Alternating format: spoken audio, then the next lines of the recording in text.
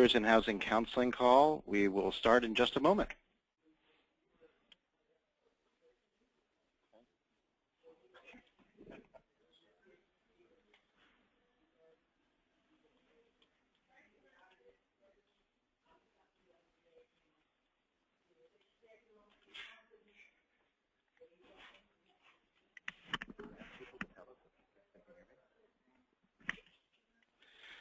Okay, well, welcome to the Leaders in Housing Counseling call. We're glad you're all here. We're having a little technical challenge at the moment, so if people could just make sure, just send me a note through the chat box to make sure that you can hear us okay. That would be very helpful. But we're going to dive into the agenda, so please just send us a quick signal if you can hear us. Okay. Oh, got the thumbs up. Okay, that's good. All right, so things are working. So welcome to 2014. This is Bruce Dorr-Palin from the National Housing Resource Center. I have Matthew Goodrow with us, and we're going to have a full agenda today, so we're going to charge right in. You know, it's going to be a pretty interesting and important year for the housing counseling industry and for your work. There'll be a lot of changes, and I think we as an industry have to figure out how to make this the most useful and powerful opportunity we can. So we've gotten a lot of attention in the past year especially. We have marshaled some more resources. There's no question that we're continue to be an under-resourced industry that has huge demands on it.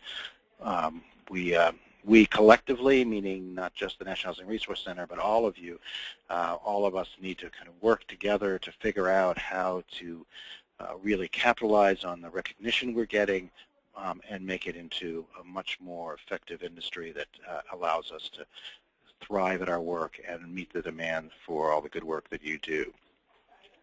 So things that we can expect to be working on in the upcoming year, well, it's a pretty long list. This is not complete, but there'll be the Housing Counselor certification and training for the certification, and trying to make that as smooth as possible.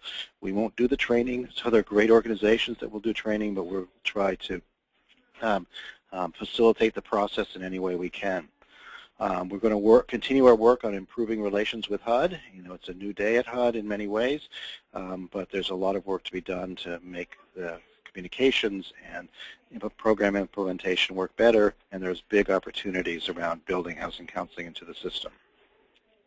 Funding, always a big issue, and we'll keep fighting for the HUD and NFMC funding to remain in place and to be useful to us and have fewer problems with the, especially the HUD funding flow. And NFMC. There'll be more settlements coming on in the future, and we will continue to work in this pretty aggressively in the space as much as we can. And we're continuing to work with a broad coalition of groups to create sustainable funding streams, and there's opportunity there we're excited about. We'll work on housing finance reform, integrating housing counseling into the home buying system and into the servicing system. We've had some initial traction in the beginning of last year, and we've got a lot more work we need to do, and probably some more big thinking about how to make this work better. We're going to continue work on trying to open up the credit markets, the mortgage market, and potentially others. This is a huge issue for our industry and for housing in America. There'll be a big policy debate. Housing counseling needs to be in with both feet on that. We're going to continue to try to address the issues of underserved markets and all the issues around race and income, immigration status, national origins, family status, all those kinds of issues. We will continue to try to address and be as active as we can. And as you all have informed us deeply on this in the last year, and I'm sure you will provide more opportunities about how to make this all work in the best ways in this coming year. We've got the new servicing standards, which we'll talk about a little bit later. There'll be other regulatory issues out on the front lines that we will be engaged with. We're working on building an effective housing counseling lobbying presence across the country. This is Matthew's mission for the year. We'll talk a little bit about that on the call today, but this will be critical to our work and critical to our success. So we need you to be part of all that in a big way. And, you know, at the end of the day, there's a lot to do. You've already been deeply immersed in all these issues, and our job is to make your work more effective and that's what we're going to start working on. So step one is we're going to have our Leaders in Housing Counseling national meeting, and it's going to be this Wednesday, February 26th. So we got a good 7 or 8 weeks before it hits. It'll be in Los Angeles, and this is a national gathering of the leadership of the housing counseling community. And we did one in December 2012, which if you were there, you know this was a powerful, important, and very useful meeting. And we are going to do our own version of that, or number 2 of that, in February.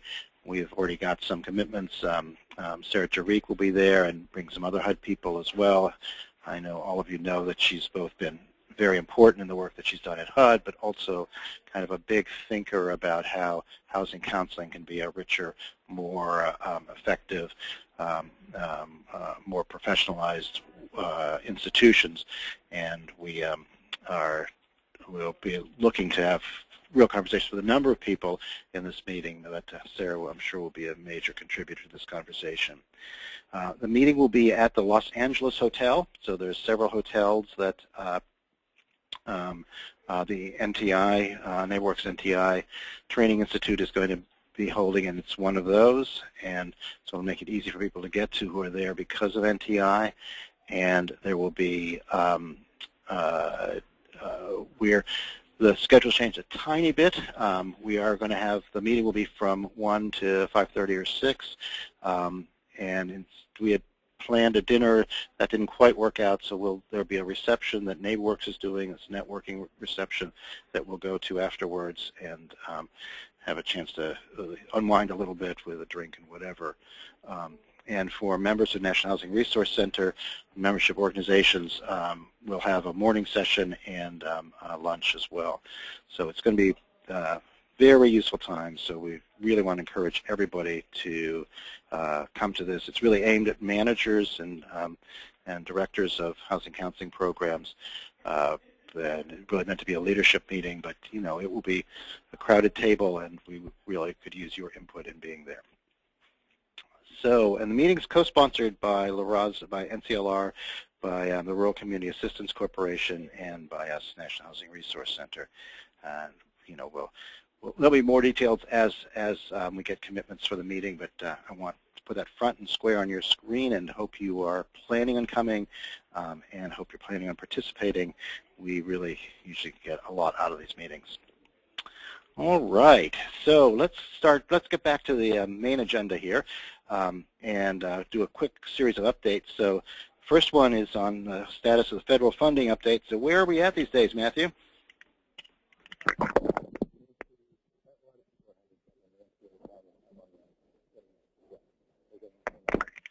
So folks, I just want to say quickly that we are having a little bit of trouble with GoToWebinar, and a few folks I was having trouble logging in and getting connected with my access code, and a few other people are having the same. So I apologize if well, I suppose you're not hearing this if that's your case, but apologize for the technical difficulties, and please do keep trying if you're having trouble. So as far as the federal funding update, we have good news that we want to report. We've talked about this a little in the past, but we had a lot of folks on today, and we want to just make sure that we're keeping you current on what's happening. So the update is the House and Senate reached a budget agreement. So that's the good news. The really good news is that the agreement is for 2 years, so that's for fiscal years 2014 and 2015.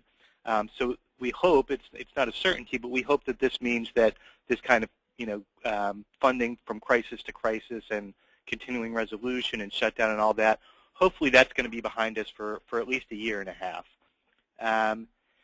The other kind of big good news is that it's unlikely that either the HUD Housing Counseling Program or NFMC that we're going to see any big cut in either of those programs in either FY 2014 or 2015. And there's even a chance, and we're going to push for hopefully some modest increase in funding for those programs. The overall funding level that they agreed on is a little bit higher than where it was, so we're hoping that that means that we can get some more funding for housing counseling. Just as far as next steps, we're kind of back to square one. So we've been talking quite a while now about the appropriation, and we've gone through the process a lot of times, but now we're kind of starting from square one with the House and the Senate on the same page in terms of what the spending number is. So the next step is going to be for both the House Appropriations Committee and the Senate Appropriations Committee to make the sub-allocations to each of the appropriations subcommittees, including the Transportation, Housing, and Urban Development. Once we get that number, that's when we'll kind of kick in our lobbying effort.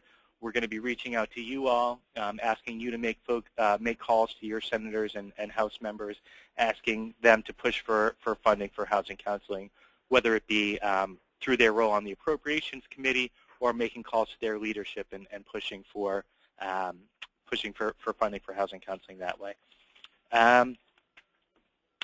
So that's about where we are. I think that's what we have as far as an update on federal funding. Well, finally, a little bit of good news in this department. And Matthew will be in touch with you about when there are times when we're going to need you to reach out to your local House and Senate people, but that's going to be on our radar very soon. So, Mortgage Debt Relief Act. Hey, we were supposed to have had this gotten in 2013, and we didn't, so what's the story? All right, and Bruce and I are passing the phone back and forth at this point. But so this is the bill that keeps homeowners who receive a principal reduction from having to claim the amount of that reduction as income for their federal income taxes. So with without this bill, you get a principal reduction of $20,000. You have to claim that as income. So the bill expired at the end of 2013, and we're pushing, and a lot of folks are pushing for to get it reinstated for 2014 and for 2015 as well, so we don't have to keep going through this process every year. There's a good bit of support for the bill. It's really not, the issue has not been a lack of support for it so much as it's been getting a vehicle getting it brought up for a vote. So what we're doing now is we're going to put a push on to make sure that this gets brought up for a vote as soon as possible. When it does, they almost certainly will make it retroactive to January 1st, but it's very disruptive in the meantime, and it leaves homeowners who are considering accepting a principal reduction. There's a huge question mark hanging over their head. So we want to make sure that this gets done as quickly as possible.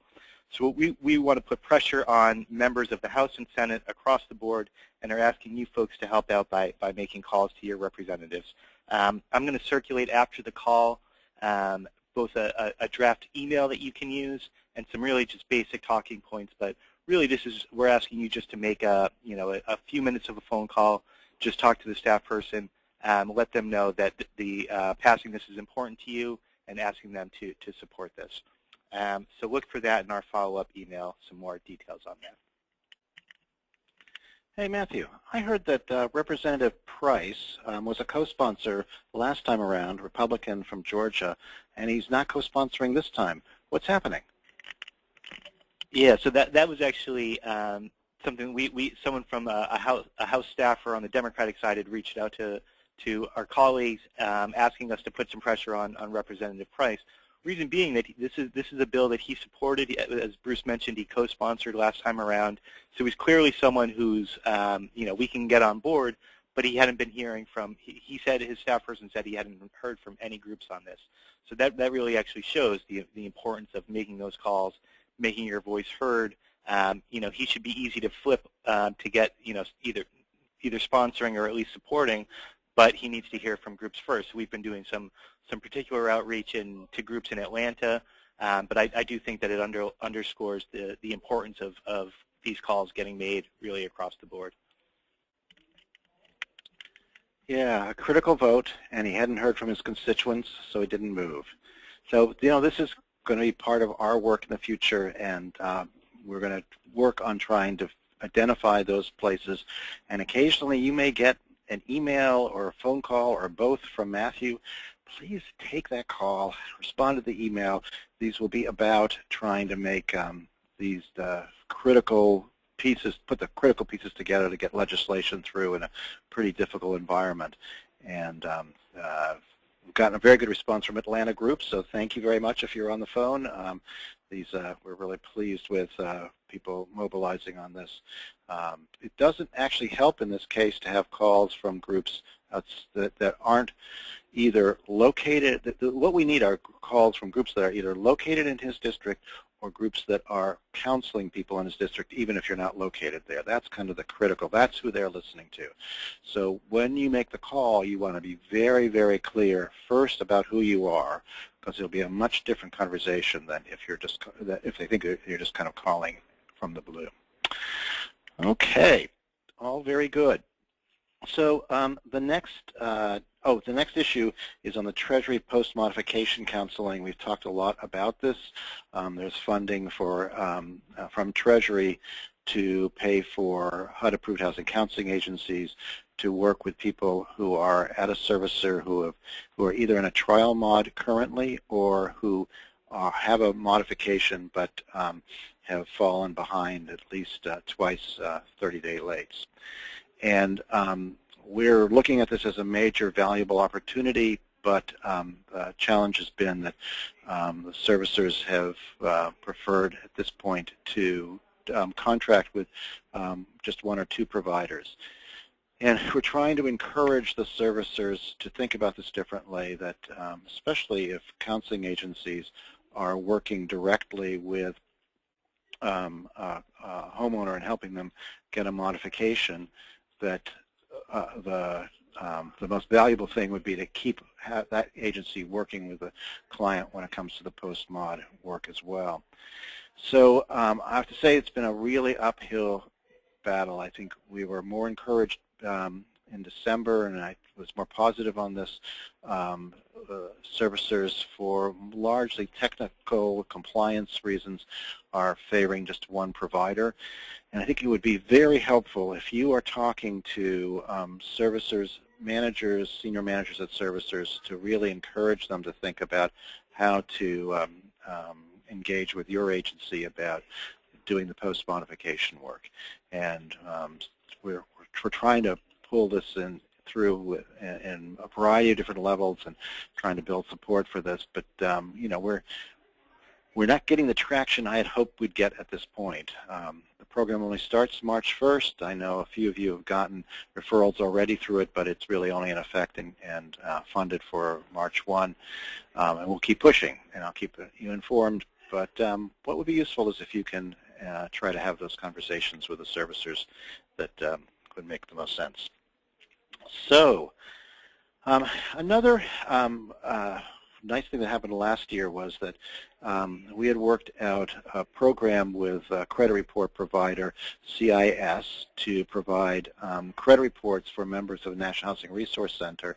And these would be tri-merged credit reports, so all three major bureaus, for credit scores.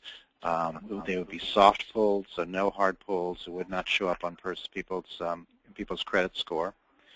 And the idea would be that it would be substantially cheaper. So most of you are paying, if you're getting a tri-merged credit report, you're paying between $12 and $18 per report. And under this program, you'd be paying $9.75.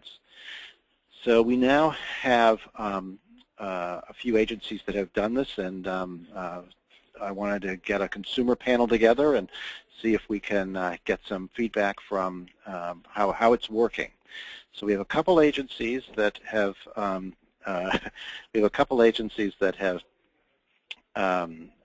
signed up and have just started, so they can talk about the application process and how that goes. And we have one agency who's hopefully on the line. Actually, I don't know who's able to get through, but we have one agency who has been using this since the summer, and so has some real experience about pulling the credit reports and what the quality of the reports are themselves. So let's start. Okay, so we don't have Daniel. Daniel hasn't been able to get through. Well, there he is, right there. Oh, okay. So Daniel Rodriguez, if you want to call in, it looks like we've got you as a. I mean, you may need to just put your PIN number in, and it's a hash, and then your PIN number, then another hash sign. Okay. Well, so Janice, are you there? Oh, okay. So Janice, you can't hear us, can you? Okay, well, let's go to Ken. So Ken is Ken Bigos with the Affordable Housing Centers of Pennsylvania, and Ken has his agency's been working with this since this summer, so he's got a lot of experience with it. So Ken, what's your experience now on working with the new credit report program? Well, with the CIS credit report system, it is, I would say, it's very user-friendly.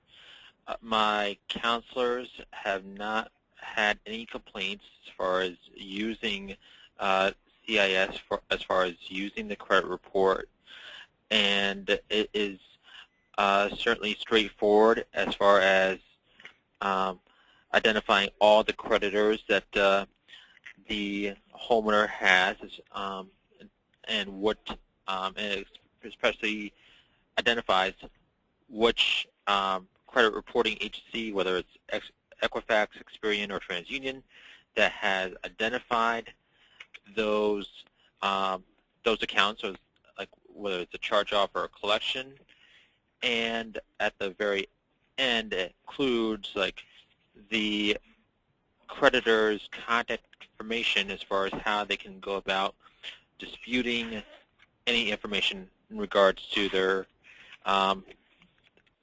any information that's on their credit report. So it's very user-friendly, and we've had no major issues switching to CIS.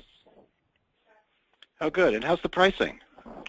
$9.75. So, of course, in terms of, I started back in August, and when my predecessor did our budget for credit reporting inquiries, I mean, this certainly has our new supplier, CIS, has made it so that we're probably going to be under budget as far as credit reporting inquiries. So that's always a good thing. So. Yeah, I think you were paying $12 per similar credit report. Now it's down to $9.75. Actually, it was $15, I think. Ooh, 15, all right. Yes, I know. Okay. Right. Well, that's good. So it sounds like we've got Daniel on the line. Daniel, are you there? Yeah, hi, Bruce. Can you hear me? Excellent. You're coming through. So Daniel's with East Los Angeles Community Corporation. So you're relatively new to the service, but you had to go through the application process, and what was your experience like? Yeah, we've been using the service now for about 2 months. I mean, the application process was pretty simple. Something I really appreciated from CIS is they really walk you through the process. I'm sure we all have the same representative working with Sharon Pete. She was really good about clarifying any questions or any items that we weren't sure about in regards to applying and setting up the system. For the most part, we've been using the system now for about 2 months, and they've been really receptive to any feedback that we provided. We actually have the option of restructuring the format of the credit report so it's more useful, the most useful to our counselors and also to our clients. And actually this upcoming Friday, we're going to be having a webinar just with Sharon and our counselors to really walk through the new format that we requested. So for the most part right now, it's been a real simple process, as Ken mentioned, really user-friendly, and more importantly, also we've been saving a few dollars on the credit reports. Previously, we used to pay $12 for every tri-merge credit report. Now, like you mentioned, we're down to $9.75. Well, that's just great. And Sharon Pete is also the person who did the webinar with us this fall. We had over 100 people participating, and it was about reading the credit score and factors to deal with the credit score. And we'll do more webinars with them as well this year. That's great. Does anybody have any other closing thoughts that people should know about on the credit report system? I would just recommend that at the very least, they can look into it and see if it would be a good fit for the organization. Great. Thank you so much. Thank you, both of you. We've been very pleased how well this has all worked, and I know that it can be pulled through HCO, or you can do a separate pull. For CounselorMax, because there's a lock on who the provider is, and it's CoreLogic, and they wouldn't provide us with a discount, we weren't able to do CouncilMax, but we have one agency which does a fair amount of volume that decided that it was financially worth it to them to go with the CIS program. They were a member of NHRC, and they got the discount, and they thought that the value of being able to save the money on the volume that they do has actually been an asset to them, and has been better than this inconvenience of not pulling it directly through CouncilMax. Obviously, all this is all up to the agency. One other thing that's nice about this program is that you don't have to pull 3 credit reports, and sometimes there are agencies that just pull 1 credit report, and depending on the bureau, that's either $3 or $4 per pull. So that gives you some flexibility as well. And I didn't expect this, but I saw that I just got the breakouts. It looks like some agencies are picking and choosing when they pull 3 credit reports and when they just pull 1 to get a sense of people's credit. So all of which is very good. Thank you very much. And please, we want to encourage people to become members and to use this service. And certainly if you're already a member, feel free to sign up. We've got a number of agencies that haven't used it yet. And hopefully people can hear me now. All right, so I was able to connect by my cell phone. We do have at least one question, which is someone was wondering which companies Ken and Daniel previously used. Daniel, are you still with us? Okay, well maybe you could text it or type it into the box, and you can find out. Okay, good. So do we have Nancy? Not yet. She was having trouble getting in. Yep. Well, so maybe let's. Oh, there she. I see. So. Oh, okay. All right. So, let's go ahead and looks like Nancy hasn't been able to get on. Oh, wait a minute. There, that looks good. Nancy, are you there? Am I here? Can you hear me? Nancy, you have to speak up more. So, Nancy, you sound like you're in a tunnel. Can you speak closer to the phone? Are you doing it as VoIP? It'd be best if you would just call in. Okay. So we're not able to hear you. So here's the short of it. CFPB has got servicing standards which are going to be rolling out very soon, as in tomorrow. Hopefully you've heard about it. These are substantial changes to the towards improvements to the way that servicing is done. These things impact things like dual track, whether a file is complete, the speed in which decisions get made or that people are notified. There's a variety of things that can help with your relationship with your clients and the servicer that are both useful, but only useful if, in fact, they are implemented properly. And the CFPB, in many ways, is looking to us as a community and to the legal services community as the 2 places where they can easily get quick feedback on what's working and not working in the field. This is an area that a number of housing advocacy groups have been putting a lot of energy into over the past 2 years. Us, as well as the National Council of La Raza and the American Federation, AFR, the Americans for Financial Reform, and a whole broad coalition of groups to try to improve servicing standards and try to clean up some of the mess that we've got. And I think we're all frustrated that after 5 years of this, the servicing system still does not work anywhere near as well as it should. And there's a lot of kind of thinking about how to make that better. The CFPB regs will be a critical piece to this. So NCLR has reached out to us, and we're going to do a joint webinar. There are a couple dates that we're working with the CFPB to nail down which one will be the best. But the idea will be that it will be a very kind of hands-on training for what to in your counseling process, what to look out for, what are the red flags that are saying that the process wasn't followed properly, who do you tell, how do you alert them. But the idea is that it will give you the tools to make the servicing standards, to understand what the rules are, to be able to tell the servicer when they're not following the rules, and to try to escalate when it's not working well. So we're pretty enthusiastic about this, and we're working closely with NCLR to create a good format. CFPB will be doing a major part of the presentation, so we'll try to make this all work well for you, but try to keep the dates open that we have scheduled on the page, and we will we'll keep you informed as the date gets closer about what the exact times are. And NCLR will be doing some extra work in this field, I know, and we'll work on trying to make it so that she could get on more easily on us.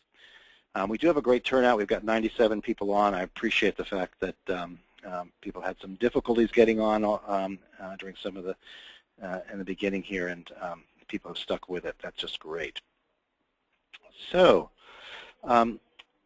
Matthew, we have this webinar on fundraising on the internet from our friends at FireSpring. Do you want to give a quick rundown? Absolutely. So, so this is the third. We started our series in the fall, I guess, a series of webinars really geared towards kind of programmatic issues and just trying to help counseling agencies run more efficiently and work more effectively. So this webinar is coming up this coming Monday. The title is Online Fundraising Best Practices for Nonprofits. And this is going to be co-hosted by NHRC and FireSpring. Folks may remember FireSpring.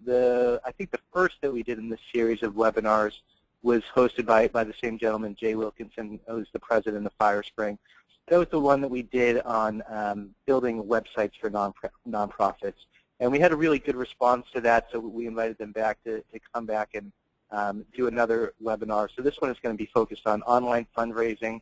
I mean, as we all know, fundraising is a huge issue for counseling agencies, and you know, any little edge that you can get, I think, is worthwhile. So, you know, we had good feedback from the first one. We expect this one will also be good quality. So we hope that folks will join us for this.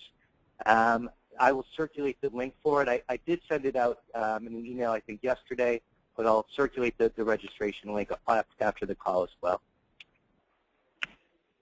Excellent. So one of the areas that we've been working on has been the HUD task force in order to improve our relationship with HUD. And many of you participated in that, and it's been a pretty vital and productive conversation. The most recent piece of paper that we put out has been on the NOFA process and how to make the NOFA work better. And hats off to Afreen Alam, who from the National Urban League, who has been leading the task force.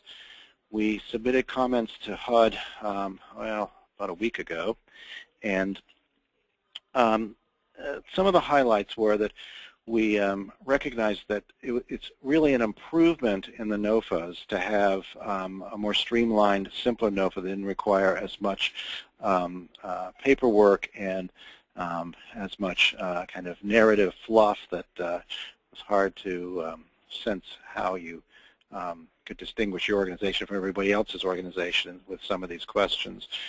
So that it was a more efficient process, and at the last time they gave more time for groups to complete it, which is particularly valuable for intermediaries where there's a two-step chain where local groups have to elevate their reports to a centralized place. So those were positives, and we were clear about that, and then raised concerns, one of which was around the way that the scoring process is working, and particularly in scoring the value of working with other HUD contracts when you are essentially, why would you get a better score for an organization that is doing non-housing counseling related work with HUD than a group that's doing exclusively housing counseling related work with HUD. So that was a frustration that a number of groups felt. And then as a corollary, that the scoring, that it was very hard to know what was valued by HUD. And, frankly, scoring drives program in the sense that if you get paid for what you do, you're going to do more of it. If you don't get paid for it, you're going to do less of it because you're going to have less capacity to do it. But if you don't know what the scoring is that can tell you, oh, I should do more of this in order to do better on the HUD exam, you are essentially put at a disadvantage. And the problem is that in some of the areas it was very hard to understand how HUD would be scoring things and wouldn't allow you to shape and improve your program and improve your score in the next upcoming year. We wanted to get them to be clear about that. The other bullet point that we had was to try to move to a world where groups could do multi-year NOFAs. And the idea would be you do a NOFA that might last for 2 or 3 years, and you that score remains with you in the following years. It doesn't lock in a dollar amount because that's driven by how many people apply and how much money is available, but it does allow you to kind of keep your scoring in following years, and allows you to have more consistency of program. Complicated issue and not necessarily easy answers to it, but it's an area that a lot of groups have been asking for, and we thought it would be important to put in the list. HUD was very appreciative of the comments. The initial response was, we can't really discuss this right now, but we really thought it was a thoughtful paper, and we're very interested in when there's opportunities for broader discussion to take advantage of it. Which I think is the implication that the NOFA is going to come out relatively soon, but I do not know when the NOFA will come out. We had thought that it would have come out by now, but so we'll try to ask some questions to see if we get a better fix on when the NOFA might come out, but we don't know what the date is.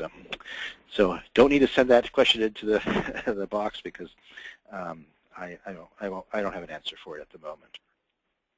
Okay. I'm just going to jump in for 1 second. Yeah. So two kind of announcements to make. So I have the wrong dates going back to the NCOR NHRC webinar on the CFP mortgage servicing standards. So the dates are Tuesday, January 28th or Wednesday, January 29th. So I'm going to send a message in the chat box with those, and we'll also correct that in the follow-up email. But so it's Tuesday the 28th, Wednesday the 29th are 2 dates that we're trying to keep open. And the other thing is just I'm having trouble getting to everyone's questions just because of questions or comments because of the technical issues we've had, but I will respond to everybody by email after the call. And we can take some questions. We're actually going to have a little bit of time because we have quite the number of guests. So if there's something you think that the whole group would like to hear, we should feel free to do that. All right. So the next thing on our list is the CFPB survey on mortgage closing.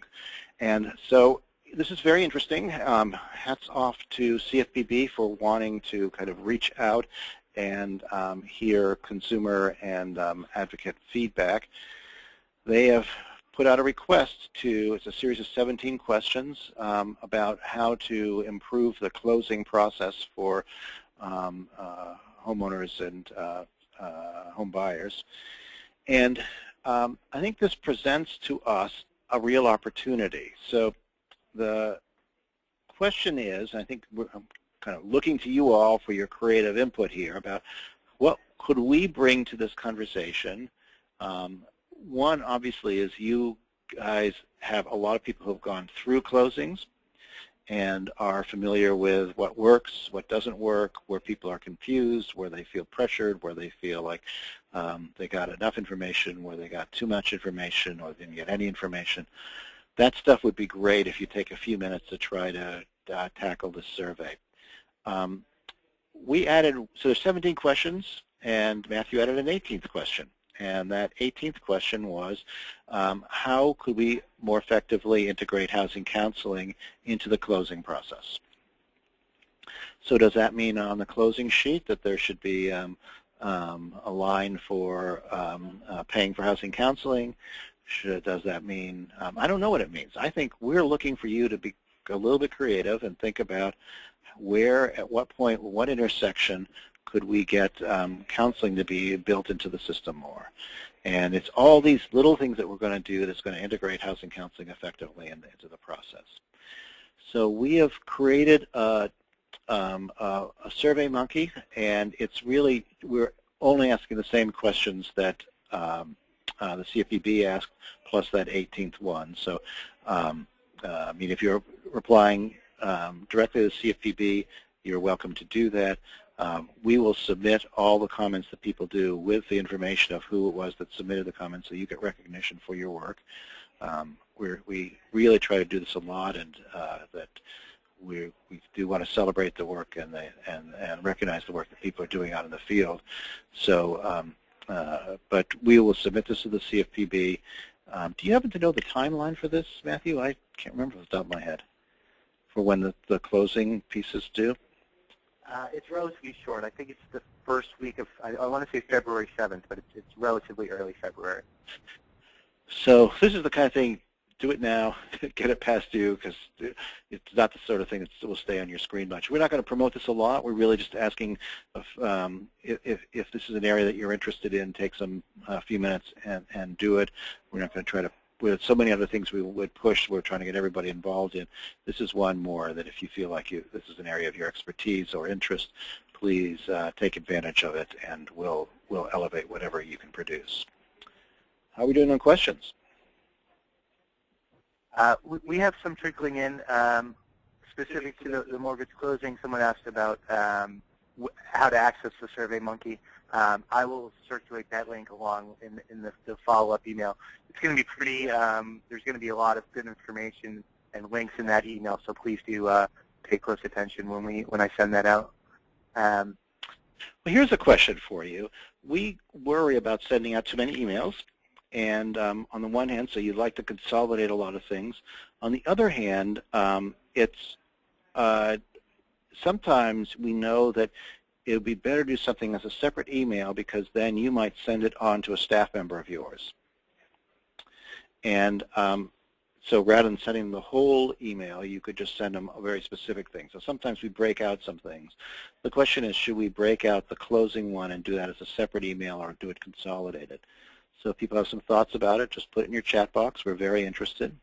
Oh, you know, one thing I didn't mention, which I'm sure would have come up if Nancy had been on the phone, because she's very responsible about these things, is that for the webinar that we're doing, we really want to encourage you to have your staff join. That this would be the kind of webinar that's aimed at counselors in general, and we do need to arm people across the industry. So when we've got the date nailed down, we're hoping that not only would you attend, but that you'd have your staff members be on as well.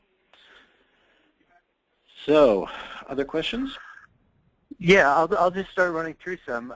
Well, at least 3 people have weighed in favor of separate emails, so that's good to know. And if you disagree, please do also weigh in. Could you just give someone that, and I think more than one person had trouble getting on at the beginning, so if you could just give a quick recap of the meeting in Los Angeles on 26th. Oh, I would be so glad to do this. I can't tell you. Thank you.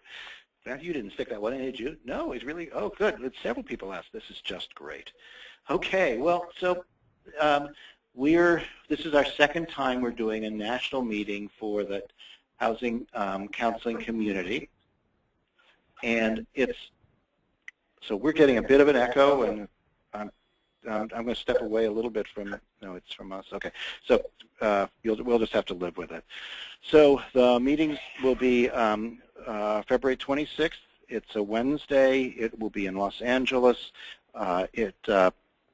The main meeting is from 1 to 5:30. We will have Sarah Jarek there. We will have other policymakers. Most important to me is we'll have a lot of the leadership of the housing counseling community. So this is really aimed at executive directors and managers, the people who are on the leaders list, as opposed to counselors, because we really are trying to think of this as a leadership meeting. We will talk about and think through sort of issues that impact the future of housing counseling. So it will be, I'm sure we'll revisit the question about the name. We will deal with these issues around settlements and how to build sustainable funding. I think we'll probably deal a little bit with the housing finance issues. We'll certainly deal with HUD and our relationship with HUD. The meeting could go several different directions. We're talking with several key policymakers, and it will depend a little bit about who is actually able to come from the policymaking world. And so we'll have an agenda that will circulate closer to the event. For members of the National Housing Resource Center, we'll have a morning session from 10 to 12:30, 12:45, and that will include lunch. And the full meeting itself for everybody will start at 1 and go to 5:30. We had hoped to have a dinner at the end. That didn't work out. We just learned yesterday, so there's going to be a reception that NeighborWorks is doing, their networking session, and so we can go to the reception. Everybody's invited to that as well.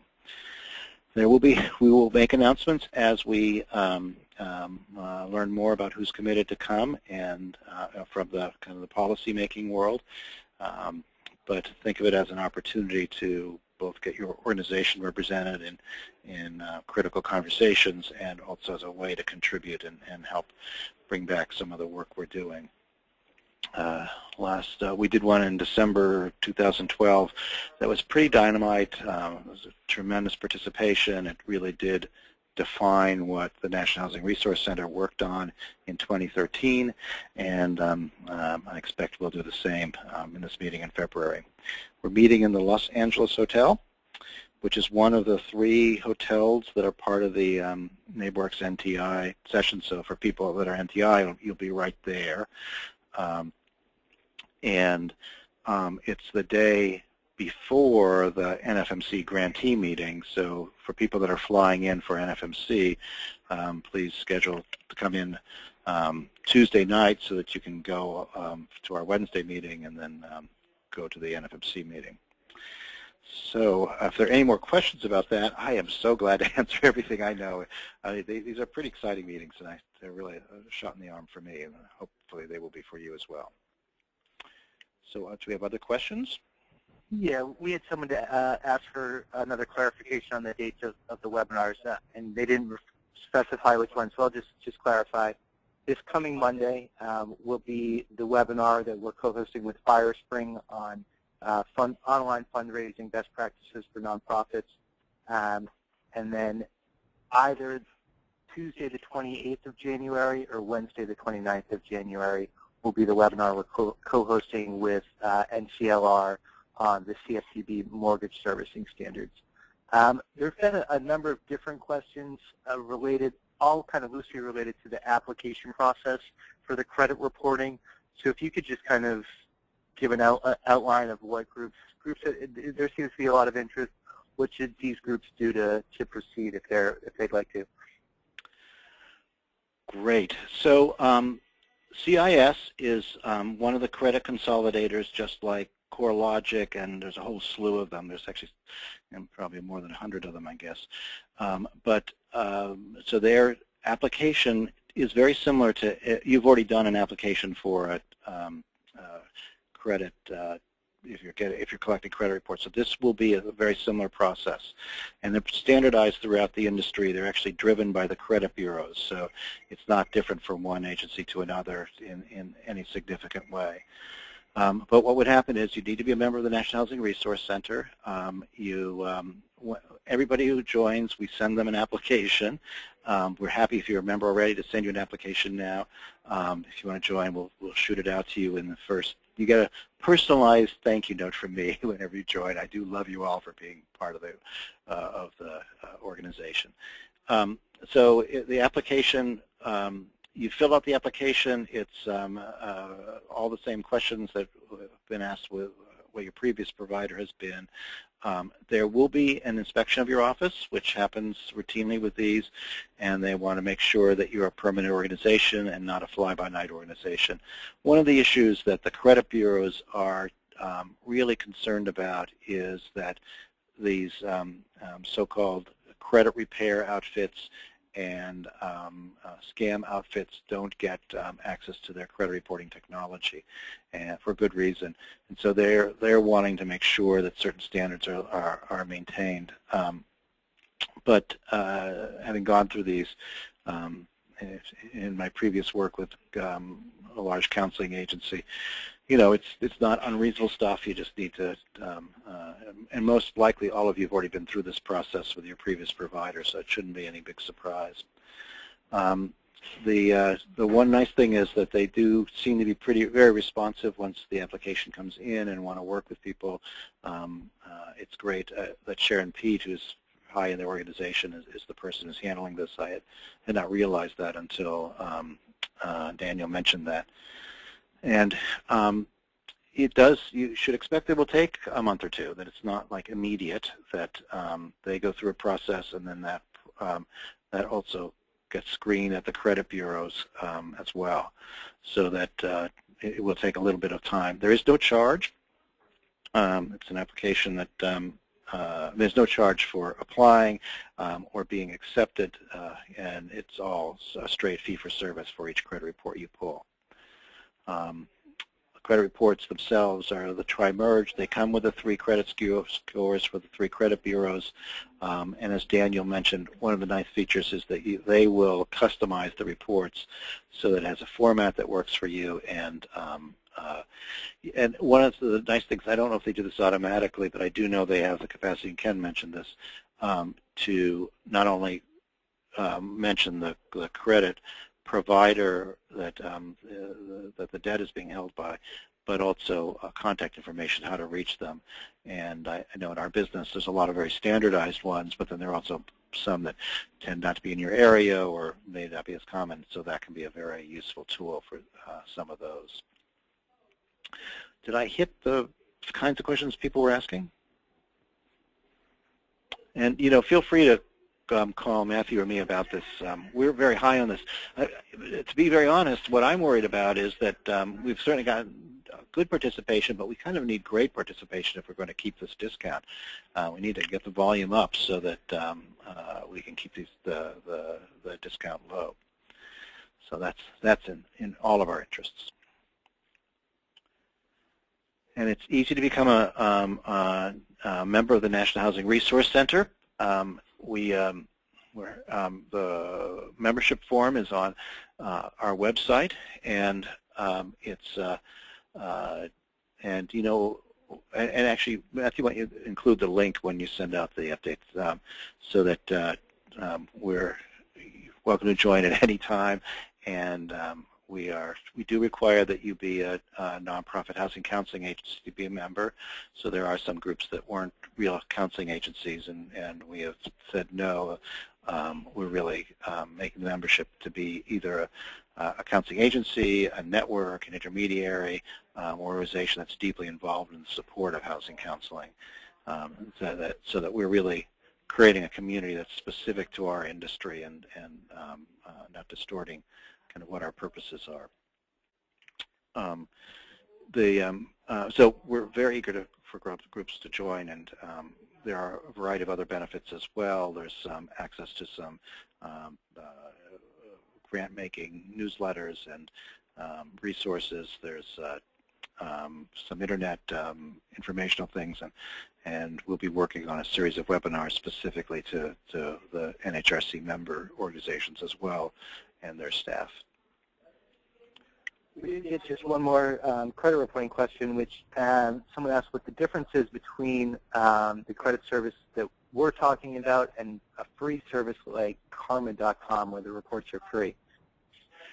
So I'm not familiar with Karma.com specifically, but my understanding is that those are the free ones that I've seen have been just one credit report and no credit score.